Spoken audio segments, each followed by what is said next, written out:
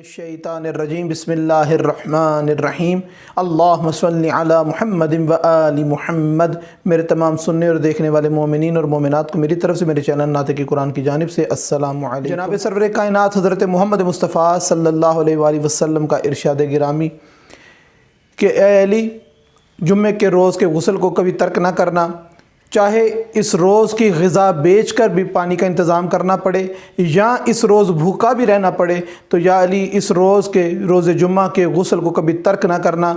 روز جمعہ کا غسل سنت موقدہ ہے، اس کا ٹائم طلوع فجر سے لے کر زوال آفتاب تک ہے کہ اس کے بیچ میں اس غسل کو بجا لایا جائے۔ جو شخص روز جمعہ غسل کرتا ہے اس کے جسم پر جتنے بال ہیں پروردگار ان تمام بالوں کے عوض میں اس کے گناہوں کو معاف کرتا ہے اور جہنم کی آگ سے اس کا بدن نجات پاتا ہے۔ اس معصومین علیہ السلام کے ارشاد گرامی ملتے ہیں کہ اس روز مونچھوں کو ترشوانا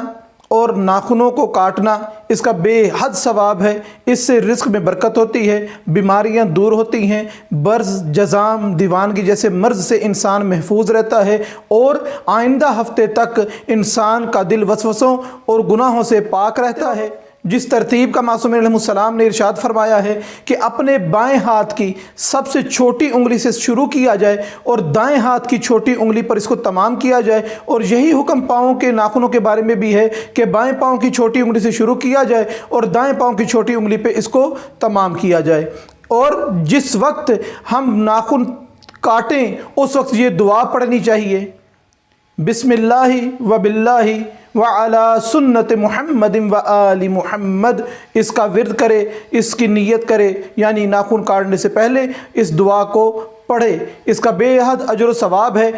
روز جمعہ اور شب جمعہ میں صدقہ نکالنا عام دنوں کے مقابلے میں صدقہ نکالنے سے 70,000 گنا زیادہ فضیلت کا حامل ہے۔ اسی وجہ سے کہا جاتا ہے، معصومین کی روایات میں بھی ملتا ہے کہ شب جمعہ کو خاص طور پہ اپنے مرحومین کے نام کا صدقہ نکالو، جو حسب توفیق ہے ان کے نام پہ صدقہ دو، ان کے نام پہ خیرات کرو کہ مرحوم کو بھی اس کی بے حد ضرورت ہے، اور وہ ضرورت جب ہم پوری کرتے ہیں تو مرحومین ہمارے حق میں دعا کرتے ہیں، اور وہ دعا جو مرحومین ہمارے حق میں کرتے ہیں وہ بارگاہ رب العزت میں مقبول ہوتی ہے۔ ہم سب کو اپنے اپنے مرحومین کے لیے احسال کرنا، شب جمعہ میں ان کے لیے دعا و فاتحہ کا اہتمام کرنا اور روز جمعہ اپنے مرحومین کی قبور کی زیارت کرنا، اس کا بے حد اجر و ثواب ہے۔ پروردگار ہم سب کے مرحومین کے صغیرہ کبیرہ گناہوں کو معاف فرمائے، ہم سب کے مرحومین کو شفاعت محمد اور آل محمد نصیب فرمائے، ہم سب کے مرحومین کی قبور کو نور ولایت امیر المومنین